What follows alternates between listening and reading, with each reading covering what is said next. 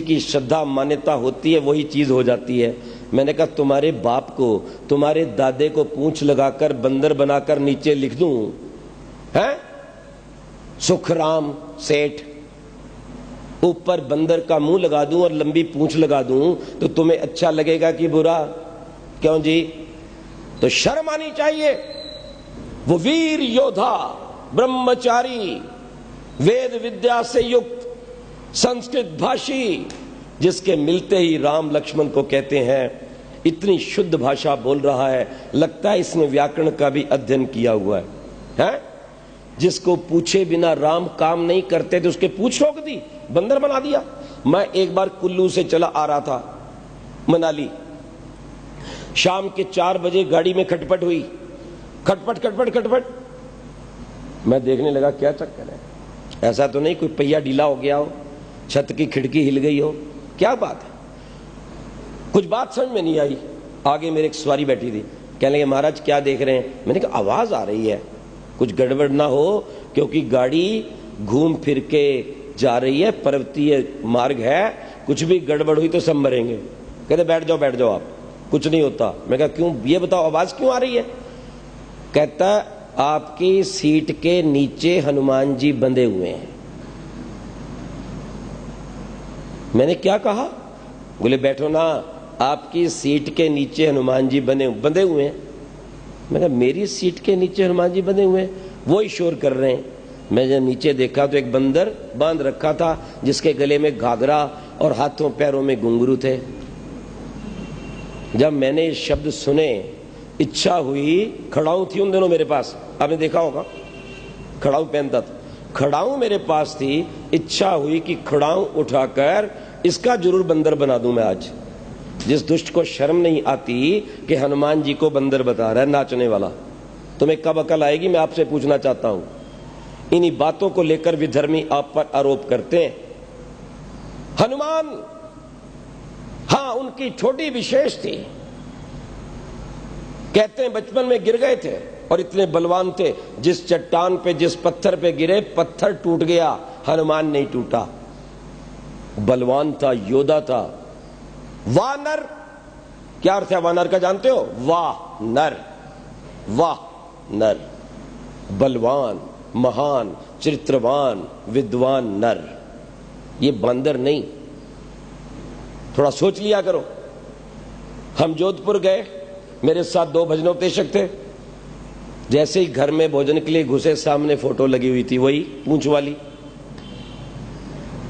तो भजनी ने कह दिया क्या टांग रखा है, उतारो इसको। उन्होंने कहा देखो आप आराम से भोजन करो और ऐसी बात मत करो, हमारी पूरी श्रद्धा है। मैंने कहा विवाद ना हो जाए। मैंने कहा भैया भोजन कर लो, बाद में बात करेंगे। भोजन उन्होंने 4-5 रोटी खानी थी, मैंने 2 खानी थी। मैं 2 रोटी खाकर आंच बंद करके हाथ धो के बैठ गया। मैंने कहा भैया जरा आपसे चर्चा करेंगे, कुछ आप कह रहे थे। बोलो देखो आचार्य जी, ये तो श्रद्धा की बात होती है, मानो तो कंकर मानो तो शंकर है। मैंने कहा ये तुम्हारी विचारधारा, मेरी नहीं है।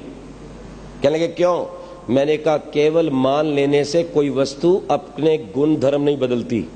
तुम आग के अंदर हाथ डाल दो, नहीं नहीं नहीं बर्फ है, बर्फ जलेगा नहीं। क्या ये बिजली की तारें दौड़ रही है, उंगली डाल दो अंदर, नहीं नहीं नहीं बिजली नहीं है, बिजली नहीं है, ये बिजली बिल्कुल नहीं, तो बहुत प्यार करती है, ये तो चंदन की लकड़ी, जरा लगाना हाथ। वो कहता नहीं जी ये तो अपनी अपनी श्रद्धा की बात है। मैंने कहा अच्छा काहे को तुम बात बढ़ाते हो, चलो प्रसाद खाओ। जोधपुर की मिर्च तुमने देखी होगी, देखने में नाटी लेकिन भयंकर तीखी। हमने क्या किया, एक मिर्च दे दी उसको। अरे मैंने कहा चलो भगवान छोड़ो, काहे का झगड़ा करते हो, तुम प्रसाद खाओ। उसके हाथ में मैंने मिर्ची रखी, कहने लगा ये कैसा प्रसाद? अरे भले मानस, तुम मिर्ची समझ के मत खाओ, इसको जलेबी समझ के खाओ कि मैं ब्यावर की शुद्ध घी की जलेबी खा रहा हूं। काय को मिर्च समझ के खाते हो? श्रद्धा बनाओ, श्रद्धा।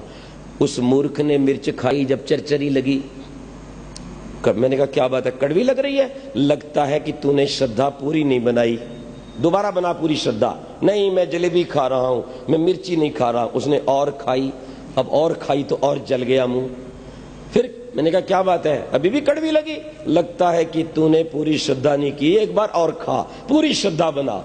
जब तीसरी बार मैंने उसको खाने के लिए कहा, उसने हाथ जोड़ दिए, उसकी नाक में से पानी, उसकी आंख में ने पानी, उसके कान जल रहे थे, हाथ जोड़कर सिर झुकाकर पैरों में कहने लगा, महाराज क्षमा करो, अब इसके बाद कभी झूठी श्रद्धा नहीं करूंगा, तुम भी होश में आ जाओ, मूर्खता को छोड़ दो, मैं इस तख्त पर बैठा हूं। नहीं नहीं नहीं, तख्त नहीं है, ये तो हेलीकॉप्टर है, उड़ भाई उड़, ले जा मेरे को यहां से सीधा हिमाचल। चला जाएगा क्या? है चला जाएगा? एक गधी को खड़ा कर लो और एक बाल्टी रख लो। हमने कहा क्या कर रहे हो? मैंने कहा ये श्रद्धा से काम कर रहा है। बोले कैसी श्रद्धा? मैं कहा बोल बोल बोल। बोले क्या बोलूं? अरे तू जर्सी गाय है, तू 15 किलो देती, निकाल इसका दूध 15 किलो निकाल गधी का। कुछ तो अकल से काम करो, कौन से युग में चल रहे हो? भारत का संविधान भी कहता है इंक्वायरी एंड रिफॉर्मेशन। अपनी बुद्धि को, अपने कर्मों को वैज्ञानिक रखो, पाखंड से बचो, खंडन और मंडन, असत्य का खंडन करो और सत्य का मंडन करो, और यही हमें रामायण सिखाती है। ध्यान रखना इस बात। हनुमान ने सहायता की, सहयोग किया, राम को पूज्य मानते थे, सीता को माता मानते थे, उनके कारण सीता वापस आई और हमने उसे बंदर बनाया। इससे ज्यादा कोई शर्म की बात नहीं। अच्छा एक बात पूछूं, तुम्हारे इस नगर में किसी परिवार में किसी बच्चे ने बंदर के रूप में जन्म लिया?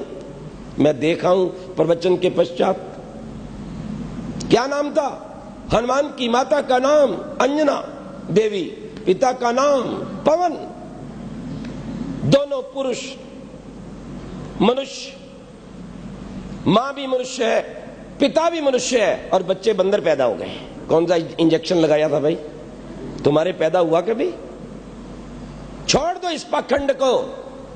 आर्य समाज, देव दयानंद, आर्य समाज के वैदिक विद्वान आपको मार्ग दिखाते हैं और राम के सत्य जीवन से जोड़ने आते हैं। राम के जीवन को समझो। मैं